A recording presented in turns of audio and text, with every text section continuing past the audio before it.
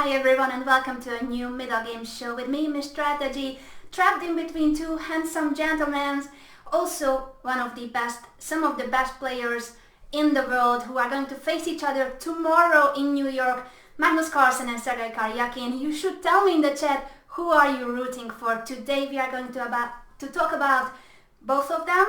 I think that the games between the two have been discussed by so many authors. You have definitely seen their most recent games. So I decided that we will look at their childhood a bit. We will see how they played when they were 12, 15 and compare the two. So let's bring first of all an info sheet about the two of them and see how they developed their career. You see that both of them were born in 1990. They are the same age. This is going to be the first World Championship where such young players face each other.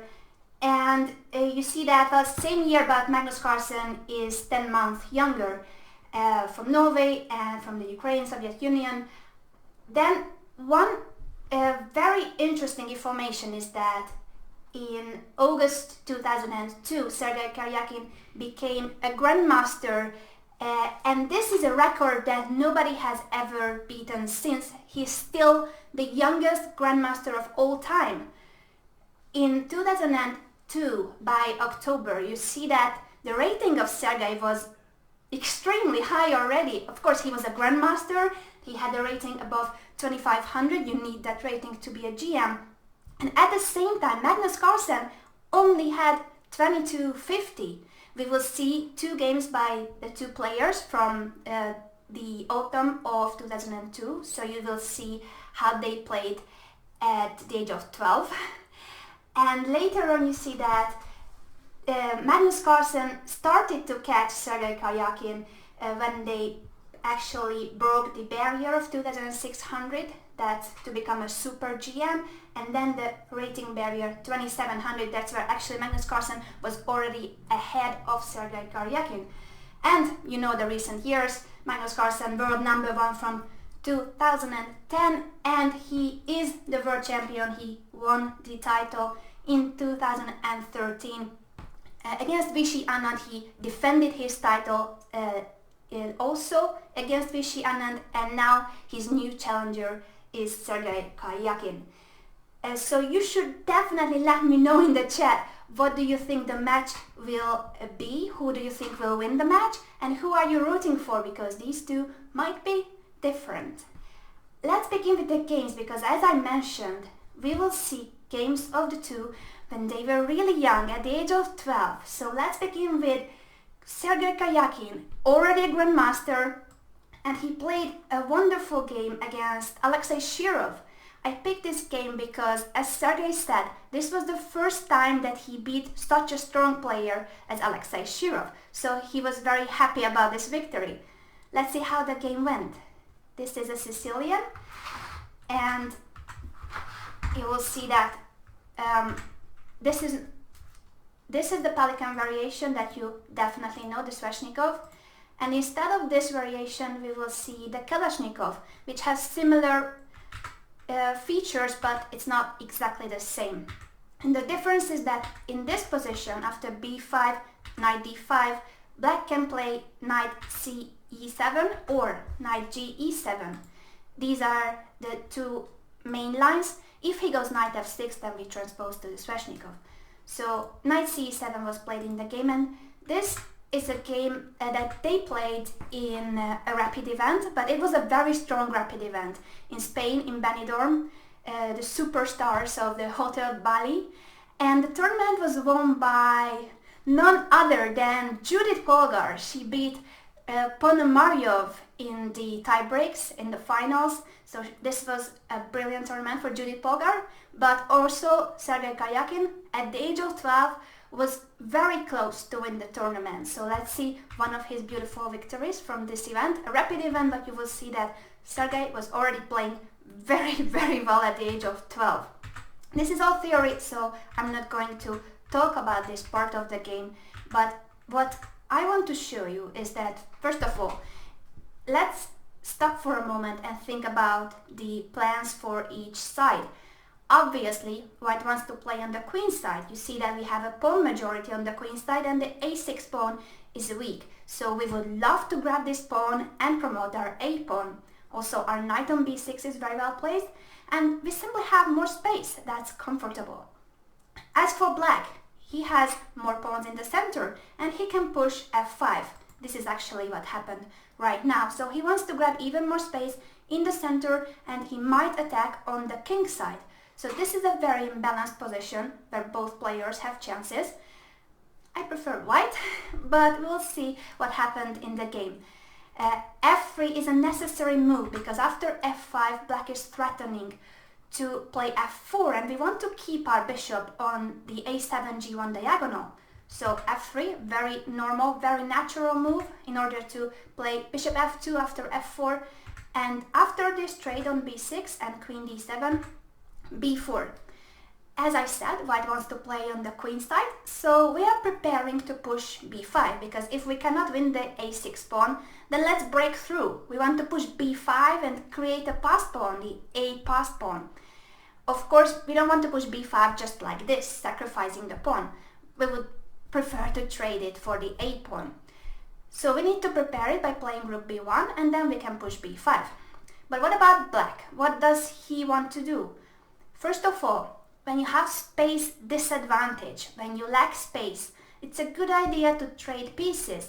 And that's what he's doing. Bishop d8 is the best move in this position because even though it looks weird, you want to trade pieces, you want to trade as many pieces as possible. Well, of course, always thinking which piece you trade, but now in this position it's clear that black's dark squared bishop is not doing anything and the b6 bishop is really annoying. So it takes a lot of space from black. You cannot go to c7, you cannot go to d8. It's a very good idea to trade this bishop. Bishop d8 therefore is a good move and this position has appeared before in other games. The difference is that Sergei Karjakin in a rapid game makes a novelty. So the novelty of Sergei Karjakin was bishop e3 because the previous games, or the previous game, I think there was one game for sure, it was bishop takes d8 and you can look up this game. Black didn't really have any problems because after the trade of bishops he started to place his rooks on the c file and there was really not much to do as white.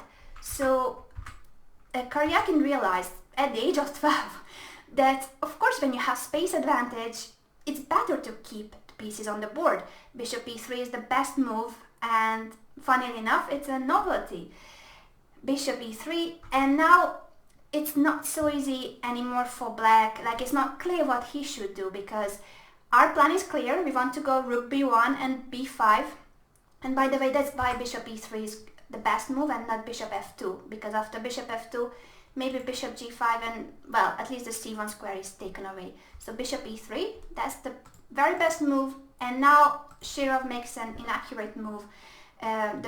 This move and the next moves will be not so accurate and you will see that Sergei will have such an advantage just because of a few inaccurate moves. So Shirov doesn't blunder anything, all he does is not finding the very best move and that's why he will lose the game. Bishop f6 seems to be natural, you are threatening e4, it's a very active move, isn't it? Well, black had to go somewhat more passive by playing the very ugly rook a8. Well, this is when engines decide what the best move is. Rook a8 is the ugliest move I've ever seen, or one of the ugliest, but the idea is that it protects the a6 pawn and it really makes difficult white's idea about playing rook b1 and b5 because the a5 pawn, our beautiful future passed pawn, will be hanging. So rook a8 is a horribly ugly move and yet it's a very useful move because it prevents white's plan. It's a lot more difficult to push b5 and create an a5 passed pawn after rook a8.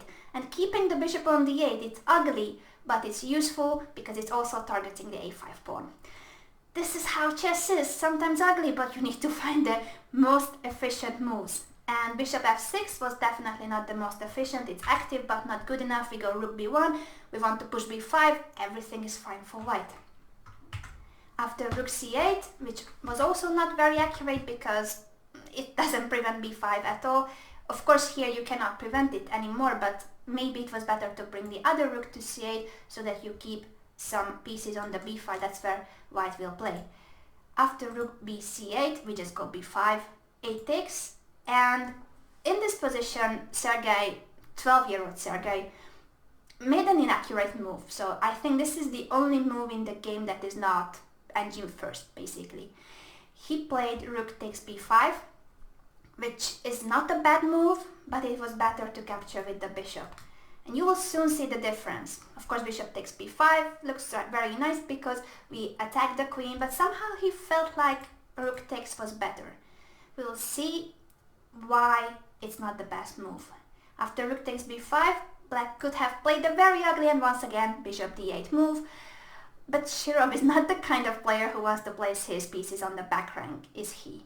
So he did not go bishop d8, but bishop d8 had to be played, targeting the a5 pawn, trying to play bishop a6 to attack the rook and somehow get this a5 pawn before it promotes. So we want to be preventing white's ideas and grab the a pawn.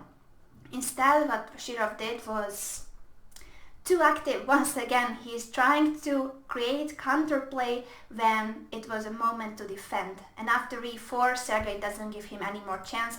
F takes e4.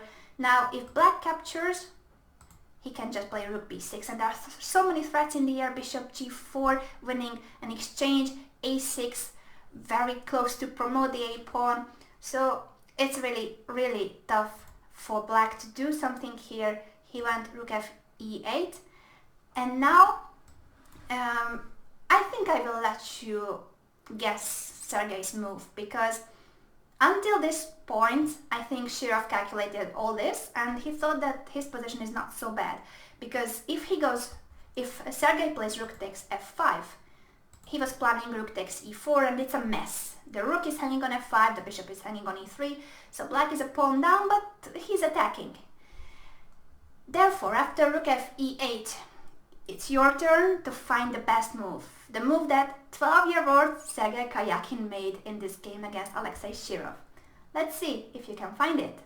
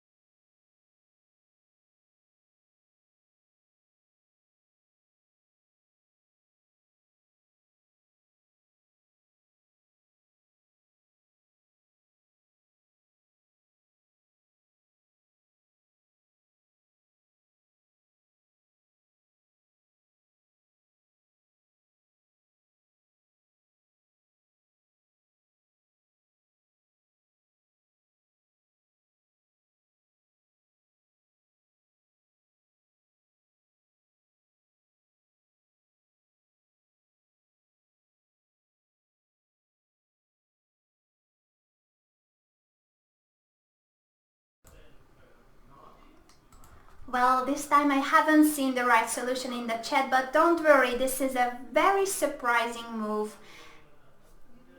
White plays a retreating move with the rook, just going one step back. So rook b4. And this is an extremely powerful move that Shirov missed. So you cannot go rook e4, and bishop b5 is a huge threat.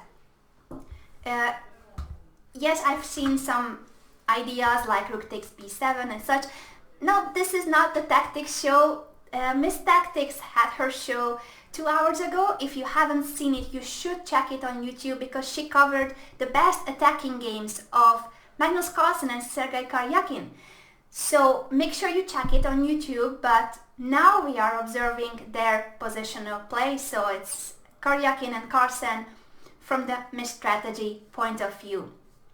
Therefore, the move is no tactics, no sacrifice, just the very silent retreating move, rook b4, and it is the best move in the position. There are many possibilities for black, but none of them works. Let's see what's wrong with rook takes e4 first, because that's the big question, isn't it? We take it, and after f takes e4, you have many good moves, but I think the easiest is bishop g4, winning an exchange. Ouch. The same reason for f takes e4, but after f takes e4, actually you can choose whether you want to win an exchange by playing bishop g4 or bishop b5, so that's also very bad. You need to avoid this bishop b5 move somehow. Black played bishop c3, counter-attacking. Of course, Shirov never really wants to go for a defense, he always tries to do something active, and it's true, now our rook is hanging too, but Karjakin doesn't care. He's a 12-year-old boy who calculated everything. He goes bishop b5, and after queen d8, he just captures the rook, and then bishop takes b4. I let you think once again because he played a very powerful move, once again the strongest in the position. Let's try to be Sergei Karjakin, 12-year-old Karjakin. Try to think like the youngest grandmaster in history.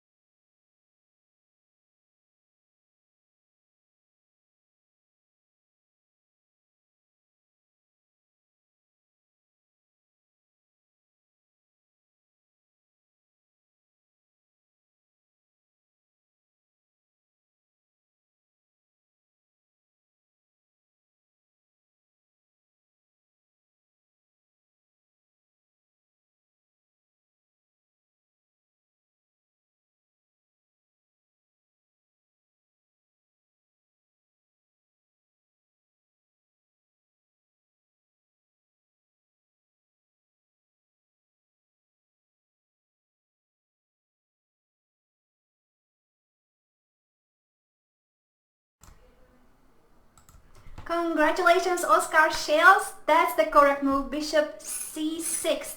And once again, don't worry if you haven't seen it. I would not see it. It's a very deep move, but if you know the move, you can understand it. The problem is that we don't realize it ourselves without knowing these hints. So the reason why bishop c6 is the best move in this position is that first of all, our bishop was hanging. Secondly, I have seen many of you mentioning queen a4, which is of course a candidate move. The b4 bishop would be hanging too, but if we think schematically, so let's say, which bishop of black would we like to take off the board? Is it the b4 bishop that is annoying us, or the b7 bishop in terms of the a passed pawn? We would love to push our a passed pawn, and this b7 bishop is attacking the a6 square. It's also attacking sometimes the d5 pawn after f takes e4, but okay, that's just in brackets, the main problem is that we want to push our passed pawn and the b7 bishop is preventing it. So yes, the b4 bishop could be attacked too, and right now it's attacking our pawn. But bishop c6, after calculating this move, you realize that if bishop takes c6, we capture and black cannot take the pawn on c6 because of a double attack. Yes, finally there are tactics too. So let's just put on the board because it's beautiful. And also, you can't really do anything. You can take the a5 pawn, but now it will be a very different position where the new target is the black king. So it's either that we will keep our bishop, we will keep our a pawn, or after bishop takes and d takes, we are giving up the a pawn, but what we gain is even more important. The black king becomes very vulnerable. So after d takes c6, look at this diagonal. Look at the black king. It's not just the diagonal where we will appear with the queen. Very strong, very powerful piece it will be. And also our rook is about to attack the black king because the f file will be open too. So we are sacrificing a pawn for attacking the black king, and finally the position becomes dynamic. That's what everybody wanted, because I know sometimes positional play can be boring, but finally we reached the moment where most of you will find the tactics as well. Anyway, this is not the game, so let's not be too happy. Shirov played bishop a6. He knows that he has to keep this bishop in order to keep his king safe. He cannot open the a2 ga diagonal, and also of course it's always good to block the passed pawn and then capture it, because he really wants this pawn and he will get it, but as I said, for a price. Our rook is hanging now and we simply trade the f pawn for the a pawn, and I know that I was always saying that we want to promote, but the difficult thing about chess many times, what grandmasters understand very well, is the transition between positions and the transition between advantages. So we are a pawn up and we were really hoping to promote the a pawn, but Karjakin, 12-year-old Karjakin, realized that it was difficult to stick to that plan. So as we play the last moves, the position has changed and it was time to change the plan as well. Now we have a different target, and once again you will be happy because it might be the black king. Not right now, because we are not in a rush. We are a pawn up and we have better pieces. So this is a position where even if you don't play the very best moves, you will still be better, because look at this bishop taking away so many important squares from black. Look at this rook controlling the f5. The queen is about to join the attack as well. So all the white pieces will be very active, while black's pieces are suffering. Look at those bishops. What are they doing on the a file? Yes, we gave up the a pawn, but now black had to place his pieces in weird location in order to get our a pawn. So we gained the disharmony in black's camp. Look at the queen and the rook as well. None of the pieces have any good squares. So in this position, white simply played h3 and then king h2, because he thought the king is safer on h2. And after these slow moves, preparing the position, he starts his attack finally, because g6 weakens the dark squares. Look at those holes in black's positions after bishop g5. Of course we want to target these squares and give mate on g7, either by placing the bishop on h6 or on f6 and then bringing the queen. And queen c7, rook f3.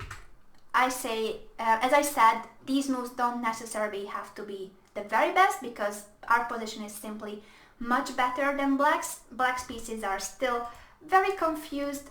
They are not coordinating. So even though we are not in a rush, Sergei decided that it was time to win the game.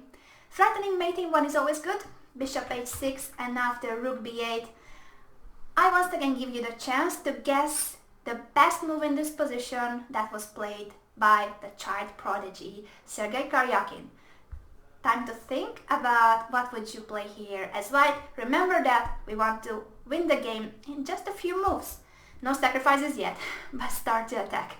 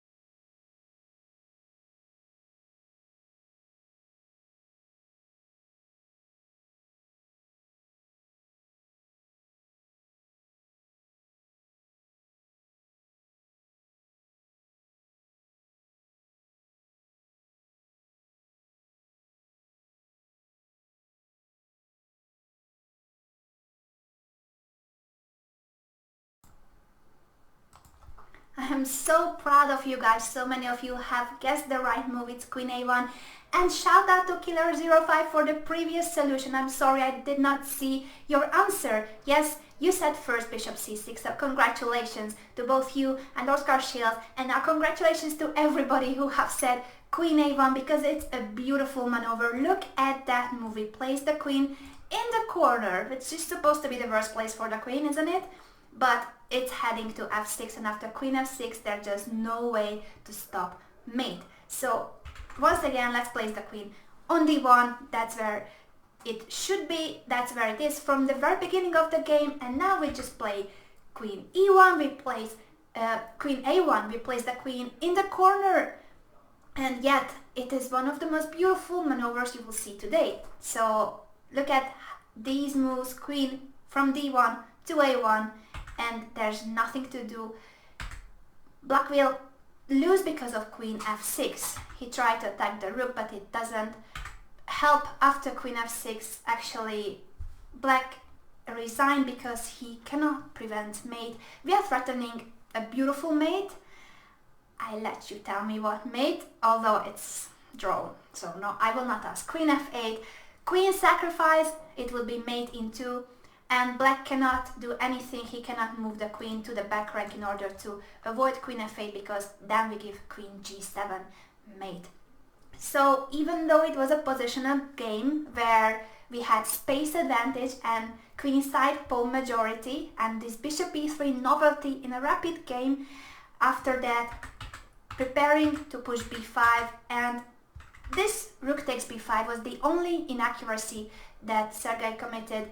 Everything else was perfect play by a 12-year-old. So I was very impressed by this game, how easily he beat a 2700 Grandmaster. But now we shall have a look at Magnus Carlsen's game from the same month. So we are in November 2002, where Magnus Carlsen is not in Bali. He is at the World Youth Chess Championship. He's playing the under 12 category, and he takes silver on tiebreaks. He shares first place with Jan Nepomniachtchi, who will probably have quite an important role in New York. You will soon know about that soon. But anyway, Carlsen, Karjakin and Nepomniachtchi are the same age, and they fought against each other in these World Youth events as well. So this is under 12 World Youth Championship, and all these stars are there. But yet, Carlsen did not have such a high rating. He was not a GM, he was not even an international master, nor a FIDE master. His rating is 2250. Remember that. When Sergei is already a grandmaster, Carlsen only had 2200, 2250. To be more accurate, at this very moment, November 2002, and yet he shares first place at the World Youth Championship, and he was very disappointed for winning only silver, which already showed that he did not care about silvers, bronzes or any other medal. Always, all his life, he wanted to win, no matter what tournament. He did not win the tournament, but he played many good games in this World Youth Championship. So let's see one of his quick victories against a German player, Falco Bindrich. And this is an unusual Sicilian, a close Sicilian, but you will see that it has similar traits to Rossolimo positions, because in the Rossolimo we play bishop b5 and then capture on c6, and the pawn structure will be similar because after a6, bishop takes, b takes. This is similar to the Rossolimo in a way that we have given up our bishop in order to destroy black's pawn structure. So black has the pair of bishops, but we have a better pawn structure. I love to play these positions as white because you know that I'm mad about healthy pawn structure, and here if white can take advantage of the doubled pawns, then white will be better, of course. If black can keep his doubled pawns together, because these doubled pawns are not bad actually. They are only bad when they are isolated or when they are fixed. So like this, those three pawns together are not bad.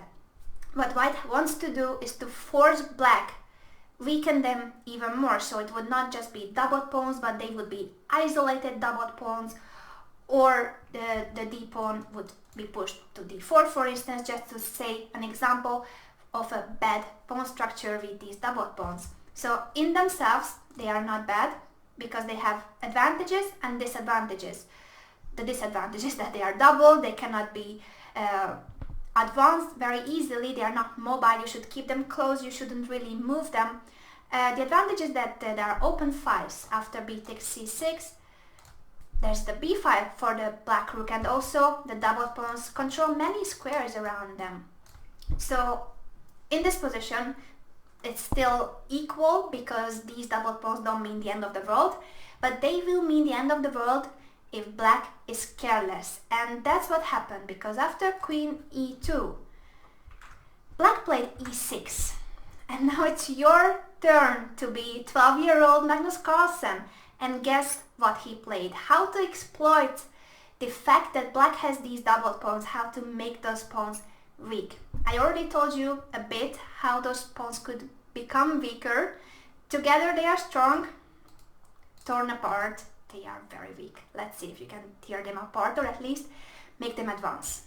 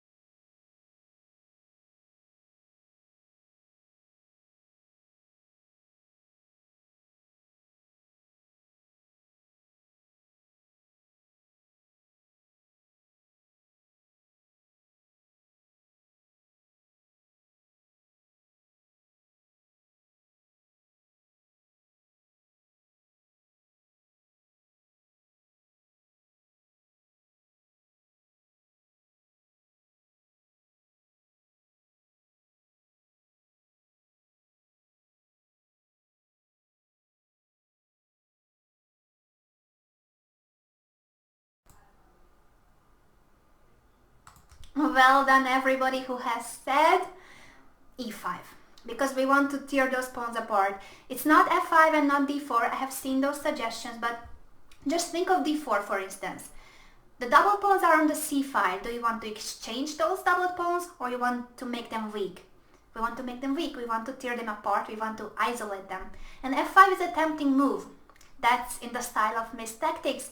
But here you should play positional. We are trying to play against the doubled pawns and not yet against the black king, because f5, if the opponent takes, of course it would be really nice to open the e5. We are giving a check. I'm not sure that we have anything here, but at least we are giving a check, right?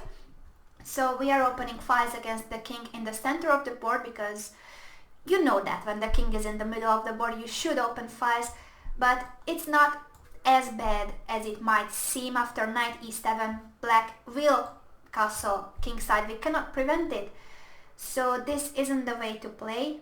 The right move is e5. e6 is actually a big mistake in a positional sense. So from a positional point of view, e6 loses the game because e5, now we are threatening, e takes d6. And I told you that you cannot allow this to happen, that the doubled pawns become isolated. Now they are horribly weak. You have no other pawn supporting them, that's why they are isolated.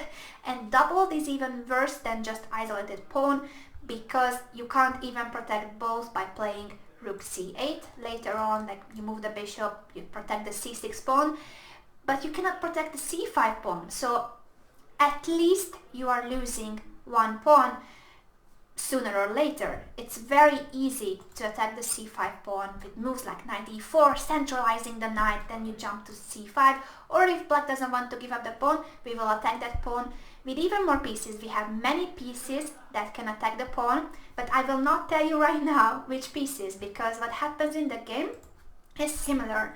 Black plays d5, which is the best response, preventing knight e4 and trying to keep the pawns together. But this move, unfortunately for black, has already weakened the c5 pawn. So yes, all the rest of the pawns are together, but the c5 pawn has no support. So it's time for you to think how to start targeting this pawn. I'm not saying that the first move is a move that attacks the pawn. I'm asking you to find a plan. Where do you want to place which piece in order to win the c5 pawn? Let's see.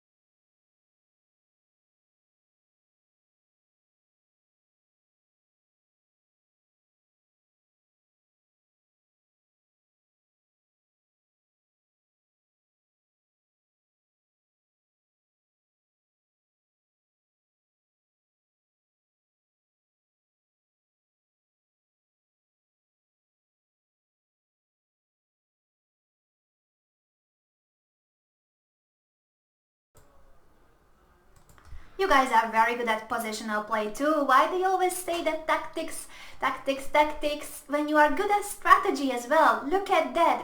b3 is the right move, and many of you have said it. So congratulations everyone. b3, and even though it looks like a silent, not very powerful move, it is the best move because you are actually prepared to play knight a4 and bishop a3. The move order we will see, we shall see what black plays, but that's the plan. The knight on a4, the bishop on a3, and how can black defend the pawn? Tough job. Let's see. Knight h6 was played because of course he should not only worry about the c5 pawn but the king itself. You cannot just leave the king in the middle of the board, so black is trying to castle. And he plays knight h6, very sad if you have to play knight h6, but he plays it because in the future this knight could go to f5. So on h6 the knight is a poor piece, but the next move could be knight f5. And also after bishop a3 he wanted to play bishop f8. Oh yes, it's really painful when you need to go backwards with your pieces, having the king on e8 and you are trying to hang on to this c5 pawn. But what can black do? e6 was a big mistake because of this. All this bad position is because of the move e6, and because Magnus already at the age of 12 knew how to exploit these weaknesses. So bishop f8, very sad move. Also the other option was not better, queen a5. We attack the bishop, but knight a4 protects the bishop and attacks the pawn once again. So you have to go bishop f8 no matter what. Knight h6, bishop a3, bishop f8, and after knight a4, queen a5, we reach the same position. And now, once again, you need to think like Magnus Carlsen and find a way to put even more pressure on the c5 pawn. Let's see if you can bring even more pieces to its attack. And as before, it might not be a move that directly attacks the pawn. I'm not asking you how can you attack the pawn right now. I'm asking a plan, a few moves in advance that will eventually make this pawn fall.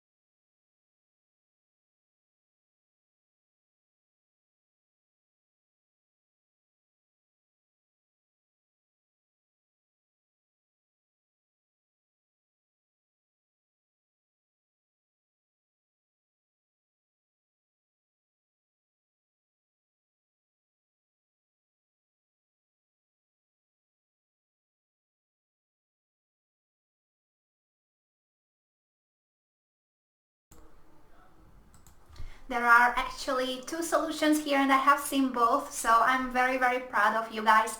It's either c4 or d3 and the plan is the same.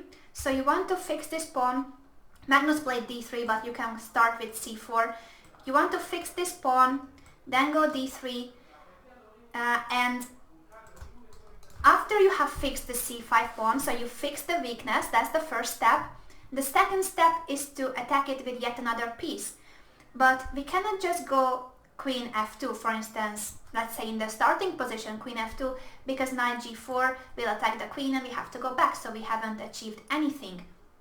Also, if you are too much in a rush trying to win the pawn, you might think that h3 is the best move. So next move, you go queen f2, and three pieces are attacking the c5 pawn, who could prevent the capture of the pawn. This is true, but pay attention to moves like c4. That's why pushing c4 as white or playing d3 is the best move, because sometimes when a pawn is dead because it's about to be captured in a few moves, black can sacrifice it. So we want to capture this pawn, but we want to capture it in the best possible conditions. Look at this position after c4. We are still better. But first of all, black manages to exchange some pieces, and after that we cannot take this pawn with the b pawn because our knight would be hanging.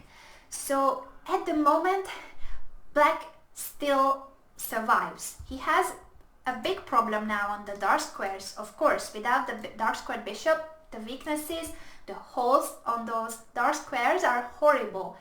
So positionally our position doesn't sound very good, but our position is much better from a strategic point of view. But what if we want both? We want to have a strategically winning position and a pawn up as well. It's always good to have a pawn up, right? So let's play either c4 or d3. And remember that you are not in a rush.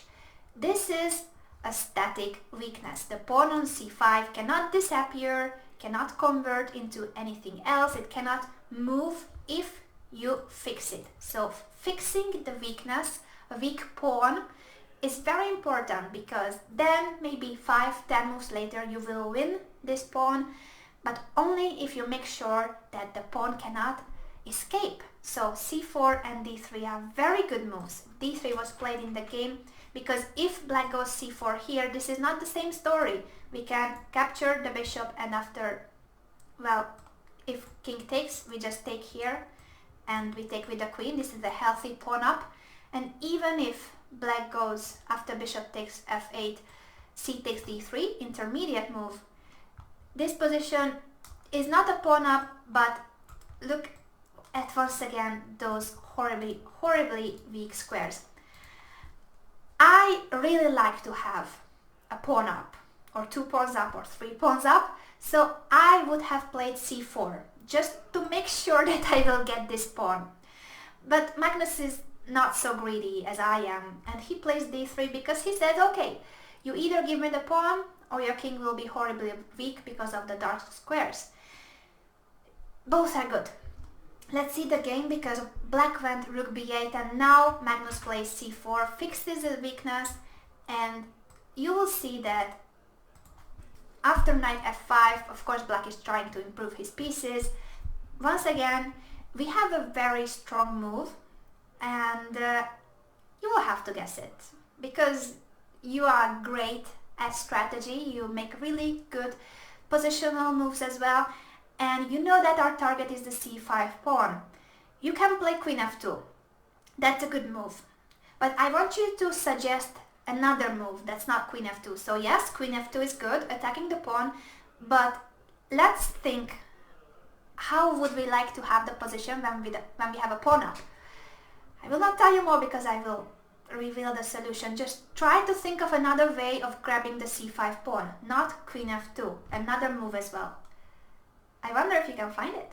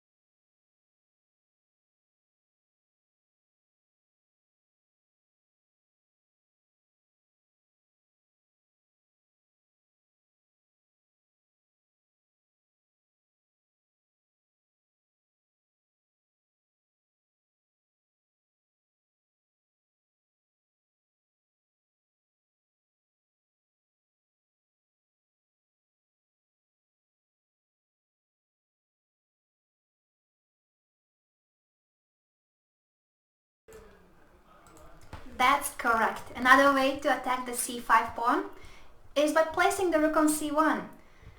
Which rook? That's a good question, because it's always more natural to bring the a rook to c1 and then you bring the f rook normally to e1 or d1, but in this position, and you should always look at each position individually, we are playing on the queen side, so it's actually good to keep this rook on a1, bring the f rook to c1. This rook might go to b1 later on, or with double rooks on the c file, but it's good to bring our pieces to the queen side. That's where we are playing, and we are threatening c takes d5, after which this pawn will fall. So this is also a very nice way of showing that a weak pawn will not disappear, it cannot escape if you fix it first and then you find a way to take it.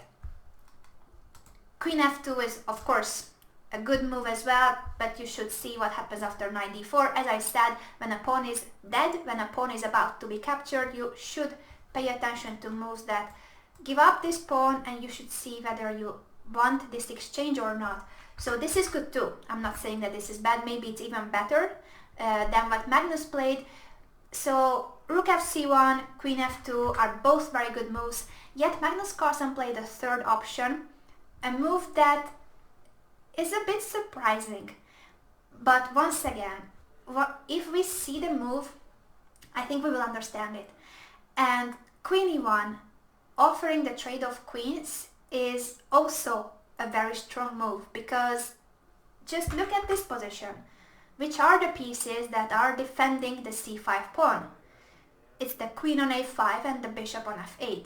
So we can win this pawn either by placing the queen on f2, placing a rook on c1, so bringing one more piece to the attack, or if we eliminate one of the defenders. And that's what Magnus is doing.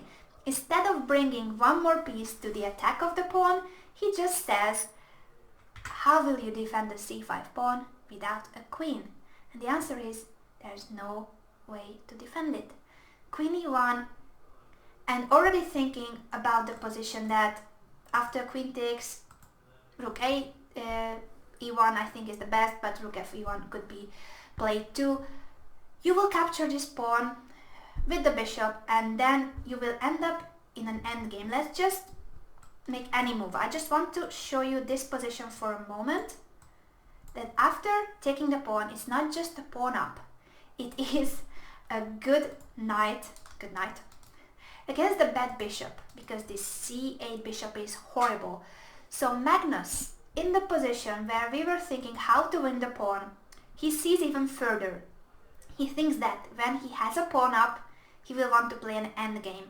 Because what do you do with pawns up when you have a pawn up or two? You want to promote those pawns, and it's likely that you will promote your pawn in the endgame. How to reach an endgame? By trading pieces. Which piece to trade first? In this position, the defender, the queen that is protecting the c5 pawn. So he goes queen e1.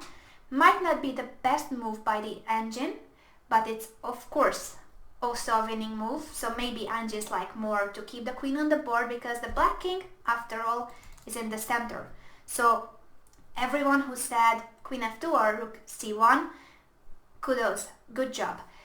Queen e1, on the other hand, shows that Magnus, at the age of 12, did not worry about playing endgames. He didn't want to mate the opponent necessarily, he just wanted to seize the advantage. So, as I showed before, this position is horrible, not just because of the pawn down, but because of having a horrible bishop. And why is it horrible? Because all your pawns are on light squares as black, and your bishop is a light square bishop, so you cannot move the bishop. You can go to b7, you can go to d7, but there's no way further. You can try to push a5 to bring it to a6, but our knight is beautifully placed on c5 and prevents all those dynamic attacking attempts trying to activate the bishop. So this position is just strategically lost for black. What black played after queen e1 was an interesting try. Instead of resigning in an endgame where he cannot move, he is sacrificing an exchange. But of course Magnus accepts this sacrifice. And what do you do when you have an exchange up? When you have rooks? What do rooks need? I give you a few seconds only to answer this.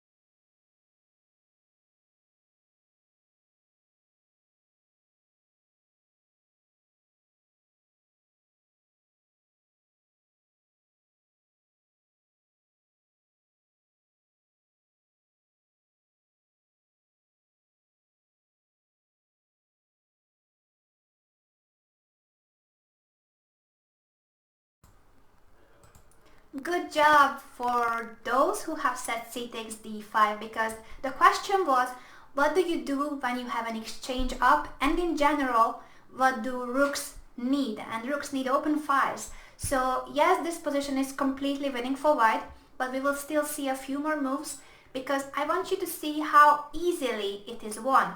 If you keep the position closed, it's not so easy to take advantage of your rook. The minor pieces will be happy in a closed position. So instead of making just any move, Magnus plays the very best moves even in a completely winning position. He could relax, he could say, oh, whatever. No, he plays the very best moves. He takes on d5 and then he brings the rook to c1. Also after c takes, it's the same. You have an open 5 for your rook. So e takes, trying to keep the position more or less closed, and c5. But now once again there's a weak pawn on c5. Isn't that ironic? d4, as I said, black would love to have the position closed. He would love to place his bishop on e6, on d5, finish development in a way, but Magnus will not let him. And in this position, I know that we are winning, and I know that many moves are good. But I want you to find the move that Magnus played, because he wants to win this game in the near future. I'm not saying that there are tactics. This is a strategy show, remember that. So I need a nice maneuver.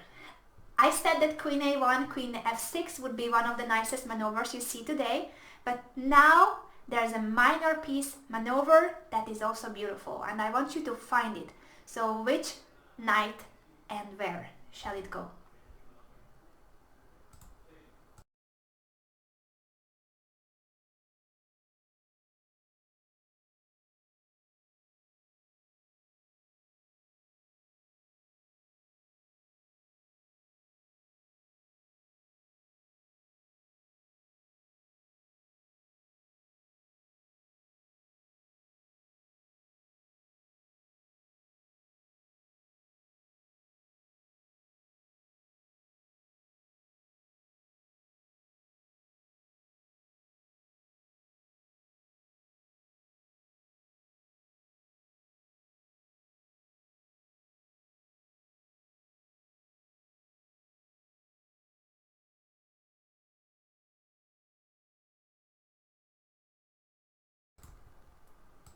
Look at those strategy experts out there. You guys are brilliant. Yes, the knight maneuver is either by playing, let's just get rid of the colors, knight g5 and then knight e4, because we would love to have the knight on e4. Look at this square. From here we are attacking the c5 pawn, the weakness, and also we are targeting the d6 and f6 squares, which are holes in black's position. So we will either win the c pawn, or we will attack the black king, or both. So knight g5 is a very good move, and the other good move is what Magnus played, knight d2. The same idea, you are heading to e4, but here you have the extra option of placing the knight on c4, attacking the queen, and with that winning a tempo in order to jump to d6 with a check. So both moves are very good, and actually I was somehow trying to find you the positional way of winning this position, but there's also a tactical way. Miss Tactics is always there, and Miss Tactics in this position would have definitely played knight takes c5, sacrificing her knight, and after bishop takes, queen c2, wins back the piece. So we are just an exchange up, opening the position. After queen takes c5, we will trade queens, and we are happy winning with material up. So yes, that was a tactical way to win the position, but I wanted you to be like me, slow and maneuvering. Somehow I like these moves so much. These are so beautiful. For me they are more beautiful than tactics, but you should find a balance in your chess. Of course, I'm not saying that you should always make slow maneuvering, planning moves. You should always find a balance between strategy and tactics. So yes, you should always have a plan, you should know where to place your pieces, but you should also feel the moment when you need to hit on the opponent, when there's a tactical way to win the game. So you should know both tactics and strategy, and that's why we are there. That's why we are here for you with Sopico. strategy and Miss tactics complementing each other. And yeah, my chess would need a bit more tactics. Knight d2, bishop b7, knight c4. So Magnus decided he would transfer the knight via d2. So after, actually that's also a difference, that after knight d2, bishop b7, if we go to e4, black can capture this knight. And that's why maybe knight d2 is, it looks more passive than knight g5, but it has this double threat of knight e4, knight c4, while if we go to g5, which is an active and nice move and I like it, bishop b7 prevents knight e4. No problem, we have for sure many winning moves like e6, so both of them are good solutions. Knight d2, bishop b7, knight c4, and after queen c7, the last piece that is not doing anything is the f1 rook, so Magnus just plays rook e1, completing his development. Now all the pieces, all the white pieces are attacking, they are all in play, and we have a huge threat, which is knight d6 check. That's why black resigned, but let's see why black resigns. What if bishop e7? We just go knight d6 check, and after, well, bishop takes is of course a horrible mistake, losing the queen. And if he plays knight takes d6, then we go an intermediate move. We can play either e takes d6, so normal moves are winning the position too, but the best move in this position is an intermediate move, rook takes c5, attacking the queen. And now queen d7, we capture on d6, and after rook e5, the bishop is lost, so we will have a whole rook up.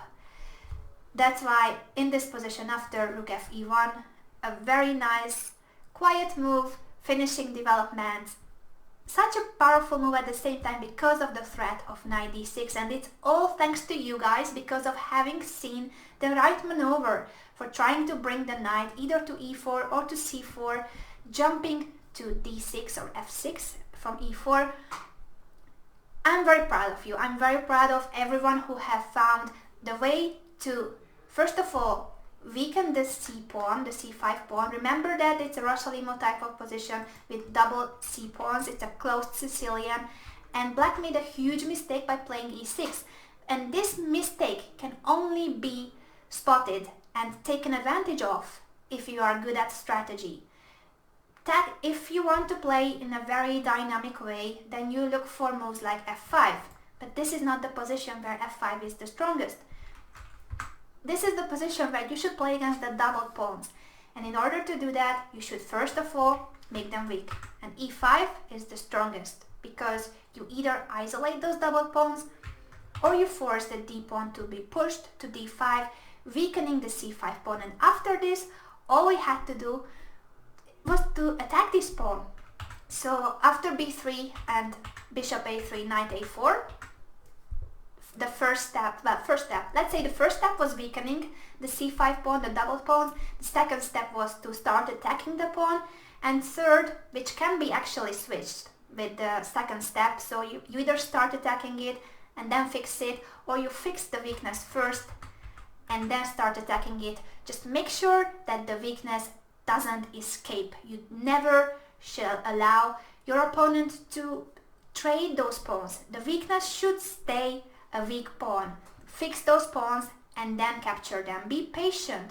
First of all, we weaken the pawns, then we fix them, we make sure that they don't escape, and then even if it takes 10, 15, 20 moves, we will capture it eventually. And the last thing to show as a reminder was Magnus Carlsen's queen e1 move. This is a 12-year-old boy who doesn't look for mate. He could have kept the queen on the board and tried to give a mate to the king that is still in the middle of the board. Isn't that logical? And all children, I believe, want to give mate, but not Magnus Carlsen. He always appreciated small advantages in the end game, and he just sees that after queen e1 he's simply winning. As we mentioned, the trade of queens, I don't want to show the exchange sacrifice, but I want to show the trade of queens. This endgame is just lost because we are pawn up, and also we have a good knight against a bad bishop. So these are the kind of advantages that Magnus Carlsen already at the age of 12 enjoyed playing, and that's incredible to me that while other children might just play for a mating attack all the time, both Magnus Carlsen and Sergei Karjakin appreciated positional advantages as well, even at a young age. By the way, young age. You know that you can watch more games by Magnus Carlsen from his childhood, right? Because there is a whole Magnus trilogy on Chess24. The Magnus trilogy covered by Miss Strategy and Miss Tactics. That's a video series we recorded with Topiko. So there are three covering first of all the childhood of Magnus Carlsen, and then we covered how he became the #1 in the world, and the last part of the Magnus trilogy is how he became a world champion. So you can check all that on Chess24. I can actually show you, I believe. I'm not a technical genius, you know that. I'm not showing the website. Let me see if I can show you the website. Now you must be seeing what I see. This is how I see the chat, so I should always scroll down and see what you are telling me. You're saying that you cannot see the video? That's a problem. Can you still see me? Can you see what's on the screen, or it's only my voice? Can you please just tell me? Oh no, it's about the commentary on the World Championship. Sorry guys, I thought that you are saying that you cannot see me. Sure, yeah, about the commentary, there will be coverage, as you guys are saying, on Chess24, so you can listen to your favorite commentators discussing the game between Carlsen and Karjakin starting tomorrow, and you will have 3 different languages as usual: English, German and Spanish, with many grandmasters, including everyone's favorite Peter Svidler. So if we are not done yet, actually I have one more game before you guys leave. I have one more game to show you, but I wanted to show you first that if you go to watch video series, and then you see the last one here, Magnus Carlsen World Champion. But as I said, this is a trilogy, so just type in search, for instance, Miss Strategy. Yeah, that's me. And there you see Miss Strategy versus Miss Tactics. This is not what I wanted to show you. This is one of our previous series, so I better search for my name. These last 3 are the Magnus trilogy. So you see young Magnus Carlsen, that's the video series covering the childhood games of Magnus Carlsen. This game that I showed you today is not in the video series, but many other ones are there. Magnus Carlsen's Rise to the Top, the second part of the Magnus trilogy, and Magnus Carlsen World Champion. So I really recommend everyone who loves seeing the games of Magnus Carlsen to check these videos out. And before we finish, there's one more game to see, and I want to tell you more about the tournament. You see here a picture of Magnus Carlsen, 14-year-old Magnus Carlsen, and this boy, you cannot see his face, but I'm sure you can read here that the name is Sergei Karjakin. So the first time Magnus Carlsen and Sergei Karjakin faced each other was in Vike aan Zee. You see the year here, 2005. They did not play in the A group, that's where they play now. So in 2017, in Vike aan Zee, you will see Magnus Carlsen and Sergei Karjakin fighting in the A group, that's where they belong. They have always competed in the A group in the last couple of years, but in 2005, 15-year-old Sergei Karjakin won the B group of the Chorus tournament, so he qualified for the A group back then as a 15-year-old, which was an incredibly big achievement. Look at some of his opponents. That's Shakhriyar Mamedyarov in the middle, and Magnus Carlsen was another opponent. If we scroll down, you see the final standings. Sergei Karjakin won a full point ahead of the field, ahead of Smits, ahead of Mamedyarov, ahead of Nielsen, the future second and trainer of Magnus Carlsen, Chaparino, Vonishchuk, and Magnus Carlsen. He scored 7 points out of 13, which of course is not a bad result, but Sergei Karjakin did a lot better back in 2005. So let's see the game, the very first game between these 2 child prodigies, which happened, as I mentioned, in this tournament in Vike aan Zee, Chorus B group. and this is the last game for today. Magnus Carlsen with the white pieces against Sergei Karjakin. And this is an English opening, the symmetrical variation, but soon it will become a crazy position. You will see why. So Sergei, I believe, was very confident and probably is very confident. He did not care about going for it. He is black and he wants to win. He just wanted to beat Magnus Carlsen, I believe, in this game because he's playing in a very aggressive way. He pushes e5 and f5. There are a lot more solid approaches. The normal position would be with g3 here and bishop g7, bishop g2. This is a solid way of playing this position. Maybe a3 is what surprised Karjakin, but anyway, he reacted well, and then he started playing very, very aggressive chess, and also Magnus. So both of them did not mind going for a crazy position. After d4, e4, d5, both knights are hanging. We have only made 8 moves and it's already out of the book. There are no games like this. Both knights are hanging. And here I believe that black should have played e takes f3. At least the engines say that that's the best move, and I like it because you trade pieces and you go for an endgame.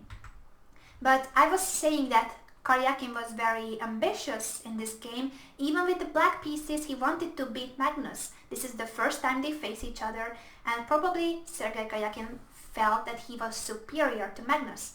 So instead of trading pieces and going for an equal endgame, he goes knight b8, which is not the best move in the position because if you have space disadvantage, well, in this case it's not that much because the d5 pawn is taking lots of space away from you, but you do the same with the e4 pawn. But even like this, just look at the position. Black has no developed pieces at all. So if I had my king in the center of the board with no developed pieces, I would have definitely wanted to trade pieces and be safe. But instead of this, Sergei Karjakin wants to complicate the game. So he's not looking for the safe option. He's looking for the most complicated one, and that's knight b8. Probably not the best objectively, but he keeps all the pieces on the board because he wants to win. d6 and g4, look at that. Magnus Carlsen is also playing for a win, so that's why this game is just so interesting. The first time they faced each other, the two child prodigies, already grandmasters, both of them of course, but you'll see that they both fight so hard. They are so creative, trying to make the most powerful and sometimes the most crazy moves. You will see that the position will be nothing but traditional. g4 is already a move that of course is not the normal move, but it is clear that Magnus wants to weaken the e4 square. Maybe it was better to play h4 and to play for h5, because after g4 black doesn't have to react to this move. He can play knight f6, and after g takes, the pawn on e4 is still safe. Bishop h3, putting pressure on this weak f5 pawn. Bishop g7, rook g1, and Karjakin, 15-year-old Karjakin now, castles kingside. And this is the kind of thing I always tell you that you shouldn't do, because there's an open g file, the rook on g1, and you castle into it, you castle into white's attack. Well, chess on the highest level is a lot more complicated than just saying that, oh, if there's an open file, don't castle on that flank. In this position, it is true that yes, we have an open file as white, but the problem is that we can't attack the black king just yet. We need to finish development first, and it's not so easy to finish development. You see that our king is still on e1. It takes quite a lot of time to bring these pieces out and castle queenside. So until we don't do that, it takes 3, 4, 5 moves at least. We cannot start attacking the black king. So that's why in this position, castle kingside is not a suicide, but a good move, defending the g7 bishop, and after that black will go to h8, step out of the pin, because you shouldn't really be pinned ever, just in case. So we will see that yes, it's not the way we learn how to play, but this is how prodigies play. They don't care about the normal rules that, oh, keep your king safe. Here, black's king is still safe on g8, and black will try to grab the initiative and start attacking himself. He wants to attack first, wants to hit the white king before the black king is attacked. b3 was played. As I said, you need to finish development. King h8, getting out of the pin. After bishop b2, a very interesting move by Sergei Karjakin, knight b d7. And it's interesting because yes, it's a developing move, and yes, the knight is heading to e5, but hey, the pawn on f5 is hanging. And yes, white could have captured it after bishop takes f5. The point is that black sacrificed a pawn in order to grab the initiative. He goes knight e5, and now knight d3 is a big threat, winning a piece. So you've got to do something. The bishop on f5 is also hanging, so let's trade it. But the intermediate check, knight d3, is very unpleasant because you have to move the white king. And after queen takes c8, the queen will join the attack. You play queen h3, and I really wouldn't like to have my king on e2 with this knight in my stomach in d3. The knight is very unpleasant. That's a monster knight.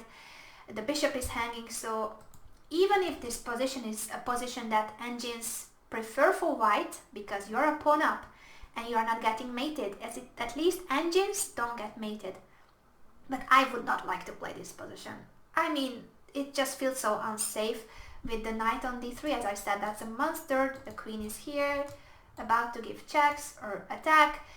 The knight can jump to g4, the rook on the semi-open f5. I don't think that this position is something that humans should play as white. So I believe that after knight b d7, accepting the pawn on f5 is really not a tempting option, and yet it was the best move. Without that move, it's not so easy for white to progress. Knight a4 was played by Magnus, preventing knight e5, so if knight e5 he wants to capture the knight. But Karjakin finds a way to actually manage to play knight e5. And that's your task, because you want to go knight e5, but you don't want this knight to be captured. We want to have a knight on d3. So make sure that when you jump to e5, bishop takes e5 is not an option. How can we accomplish that? Try to think about a plan or a move right now which could lead to a position where knight e5 in the future will not be captured.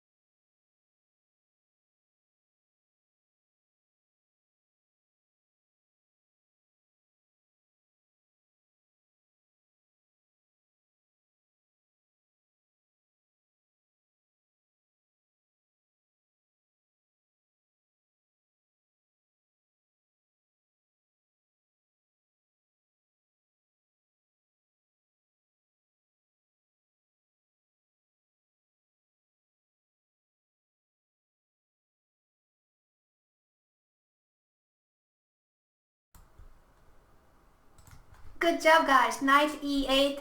That's a surprising move because, first of all, what is the knight doing on e8? Secondly, you would think that you want to keep this g7 bishop because it feels safer with the bishop on g7. On the other hand, this b2 bishop is really annoying. It not only wants to prevent our jump to e5, but it also attacks the whole diagonal towards our king. So yes, it's a good idea to play knight e5 and trade those bishops. After knight e8, bishop takes, knight takes. Actually, black is already better, and it's not a small advantage, it's quite a big advantage, because next move is knight e5 and then knight d3, and it's really unpleasant. There are holes in these squares, the light squares, even though we have the light square bishop. But the bishop on h3 is not very useful. Maybe we will need to have the bishop on e2, but at the same time our king is in the middle of the board, and that's the biggest problem, because if we could finish development very quickly, then we would be fine. This is not the case. Every tempo in chess counts, and here after queen c2, knight e5 comes already, and perhaps here the best move was bishop f1. Once again an ugly move, but sometimes, maybe many times, defensive moves are ugly. You need to prevent the opponent's idea, and bishop f1 was the way to prevent the knight from jumping to d3. Instead, Magnus prevents it, but in not the best way. Queen c3 is an active move. The problem is, well, I will not show you the problem first. I will show you first the idea. The idea is that after knight d3 check, that's the most tempting move, king e2, and now you see that the knight on g7 is hanging, so black hasn't achieved much, right? He has to go rook f7 or queen f6, but do something against the mate on g7. So black is not attacking right now. But after knight e5, queen c3, there was a very strong move that Karjakin missed to see, and that's bishop d7. He played queen f6, and once we see his move and we compare it to bishop d7, you will understand the point of bishop d7. Queen f6 is a good move. And here, believe it or not, the best move in the position was king d1. Yeah, this is engine. This is how nowadays engines play and tell us king d1 and white is worse but surviving. No, nobody would play king d1 here.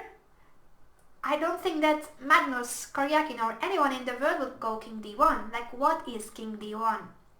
But, well, you need to prevent this knight d3 check. And king d1 trying to get to c2 slowly instead of castling, because castling allows knight d3 with a check, and after king c2, the exchange of queens, doesn't matter how you capture on c3, but the f2 pawn falls, and not only the pawn, but this is a double attack. So this knight d3 move is very annoying, and that's why queen f6 seems to be the best move. But it's the right idea, but bishop d7 would have made it even more powerful. Because if you chase away the a4 knight, or you exchange it, you eliminate this knight, let's say knight b2. Now queen f6, and you have a horrible threat. It's not anymore about the pawn on f2, it's winning a queen. Knight d3 check, and we win the queen on c3.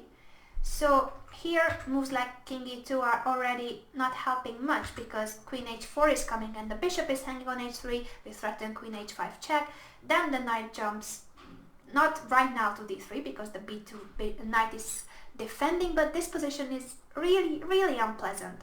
So this was the best according to the engine, but let's see the human way, which is queen f6. I would have played queen f6 for sure. f4, that's a human reaction. As I said, nobody would ever play king d1 in this position, even if it's the best according to the engine. f4, trying to complicate matters, that's what Magnus played, but it's not helping, unfortunately. E takes and castle, so he gives up the pawn. As I said, when a pawn is about to fall, you might want to sacrifice it, and instead of just losing the f-pawn, he at least doubled black's pawns on the f-file, so that's something, he achieved something. But the problem is that this double f-pawn is not so bad. Black could go f2 for instance, and weird moves like rook a6, don't tell me to explain it. It's all complicated, but black is better because you can never take the f2 pawn. There are always tactics in the air, always some double attack. So, but Karjakin played is also a good move. So let's just stick to the game. f4, because it's so logical that when you have doubled pawns, you want to get rid of one of them, especially if it means that what remains on the board is a beautiful f3 passed pawn. So We don't want this f5 pawn on the board. It's just disturbing us. We want to have the f5 for our heavy pieces and push the f pawn. f4 therefore, in my opinion, is the best move. And after bishop takes c8, you should think. Because I have been talking for a while, so I think it's time to think. And yeah, maybe it's too easy, but I still want you to think a bit about this position.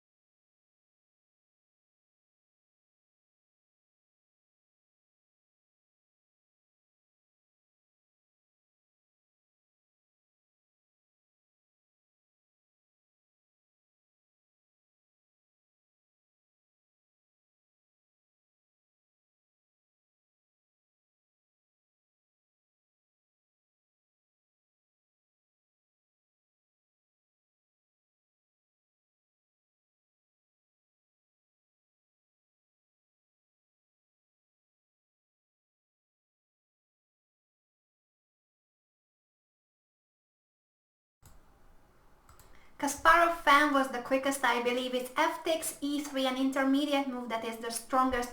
Of course you can capture on c8, there's nothing wrong with that. That's what Karjakin played, he took on c8, but it was even stronger to play the intermediate move, f takes e3. Two pieces are hanging at the same time, so black will actually win the piece back and more, because if you keep this e3 pawn alive, let's say if you go bishop h3, then we don't want the knight anymore. We go e2. We are a piece down, but the rook is trapped. You have to go rook e1, and after f2, you should resign. So it's very dangerous to keep this pawn on e3. No, you should not keep this pawn alive. You have to go queen takes e3, and now capturing on c8 makes the difference that this f3 pawn is horribly strong. That's a passed pawn that is 2 squares away from promotion. We are supporting this pawn by 2 heavy pieces and the beautiful knight on e5.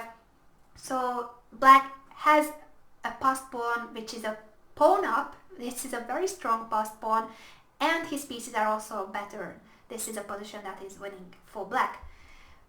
After rook a c8, the problem is what Magnus played. So Magnus, even though he was in a probably lost position, had Karjakin found this f takes e3 move, he realized that yes, probably he was losing, but I think Magnus Carlsen, even from his childhood, from his early years, he was very strong mentally, and he is still very strong, or probably the strongest mentally, because it doesn't matter that a move ago he was lost.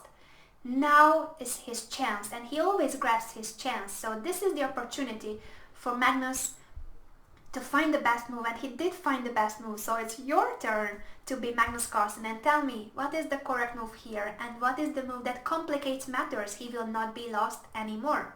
Let's see. No tactics.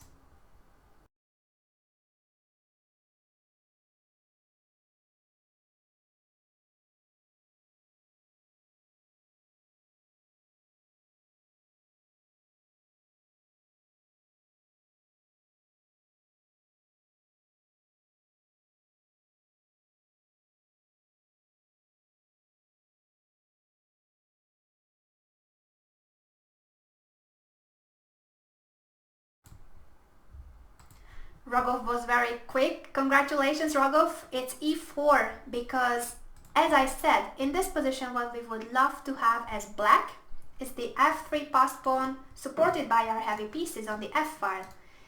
So we want to capture on e3, or we want to take on we would love to have white capture on f4. That's what we want as black. And now we are very happy. This is a position that's easily winning. But instead, Magnus plays the best move e4, and now the f4 pawn is a pawn that you wish it did not exist. This position, without the f4 pawn, without a pawn up for black, it would be an advantage. So take away the f4 pawn from the board. Black is better, black is probably winning because he has a beautiful knight on e5, that's an outpost, an f3 passed pawn. Instead, we have a pawn up, but we regret it because these double pawns are not supporting each other, and the f3 pawn, this beautiful passed pawn that we wanted to promote, is now about to fall. Black cannot prevent it, so now the position is not winning anymore for black, and soon, after a few moves, of course Magnus plays the best moves. He prepares this capture. He was not in a rush to capture the pawn. He prepares it, he takes it with the rook, and after the trade of queens, suddenly white is playing for a win and white is better. Rook h3, putting pressure on the h5, so look at the rooks, and also it's a move that frees the f3 square. We want to jump to f3 and then to g5 with the knight, attack the h7 pawn. If black prevents it by playing knight e5, and that's where the knight is beautiful, it's an outpost, as I said, we exchange it. Because if you want to make your position better, you can do it either by improving your own pieces or worsening or eliminating the opponent's pieces. In this position, the best piece of black is the e5 knight. So one way to improve your position is to get rid of that knight. Knight f3 is the best move because, as I said, always try to eliminate the opponent's best pieces and keep his worst pieces on the board. King g8 was played, and now after king c2, b6, knight takes, king d3. This is a winning position basically, or maybe not directly, but it's a position that normally Magnus Carlsen would win. But back in 2005, maybe his technique was not perfect yet. Now it is. So what you need to do actually is already seen on the board. You bring the king to e2 in order to avoid that the f4 passed pawn starts advancing. You block the f3 square. You can play king e2 or even king f3 afterwards.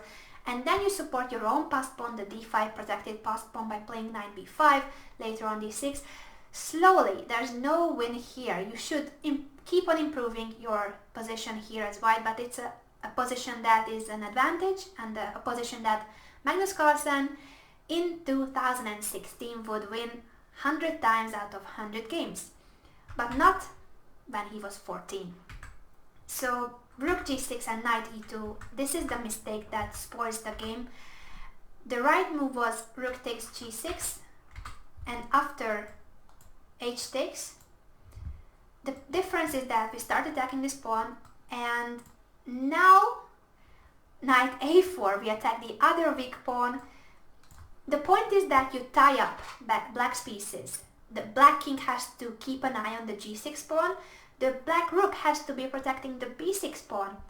And now you bring the king to e2, you block the f pawn, and after king f6, rook h7, the position is winning because black can hardly move his pieces. So you either go back with the king to f7, and then you can just keep on advancing with the white king towards g4 and g5, or you start maneuvering with the knight. There's so many options, slow options, nothing that is winning right now. Remember that this is an endgame with a strategic advantage, so you just need to keep on improving the position, need to be improving the position. Instead, if, for instance, rook h7, rook b7, which is the only way not to go back to the pin, then rook h8, and I'm sure that here you understand that this is the reason why black hardly has any legal moves, because all his legal moves make his position worse. And after rook h8, rook c8, rook c6, the b6 pawn falls. So this is an almost zugzwang position. You cannot move the knight because the rook would go to c7. You cannot move the rook because the rook will go to h8, and the king can only go to f7 and f6 back and forth. That's why this position is really sad. And instead, what happened was knight e2, and now Sergei Karjakin, 15-year-old Karjakin, was already good at defense. And he realizes that yes, this maneuver is nice, this nice knight g1, knight f3, then attacking with the e5 pawn, and also knight h4 is coming, or knight g5. But black is just in time for his nice knight maneuver, getting the knight to d6, because the best blockading piece, yes I pronounced it, the best blockading piece is the knight. You want your knight to be on d6 and the king on g7. So with this knight e8 move, you free the g7 square for the king, and you jump to d6 with the knight. Let's see why this is so important. Now there's no entrance square for the rook. We cannot go to any of those squares. And at the same time, the knight appears on d6, which, as I said, not the arrow, as I said, is the best blockader. Why is it the best blockader? I can't pronounce words anymore, I'm sorry. I've been talking for an hour and a half and my tongue is not working. The knight on d6 is the best blockader because knights are the best blockader because it's preventing the pawn from advancing, and at the same time it's attacking too. It's not a passive piece, it's targeting pawns, it's targeting the e4 pawn, which is very important now. The black is attacking this pawn, and which means that the white king always has to be protecting this pawn. So knights are the best blockaders, remember that. Not only in endgames, also in middle games, because it's not a passive piece. Imagine a rook on d6. It would only mean that you are blocking the way of the pawn. You would not be doing anything else. But the knight can be defending and attacking at the same time from that square. And here a few more moves, rook g4, rook g1, and after a4, rook a7 threatening a4, white plays a4, and Magnus offered a draw which Sergei Karjakin accepted. So this was 15-year-old Sergei Karjakin as black, who won the Corpus B in 2005 against 14-year-old Magnus Carlsen.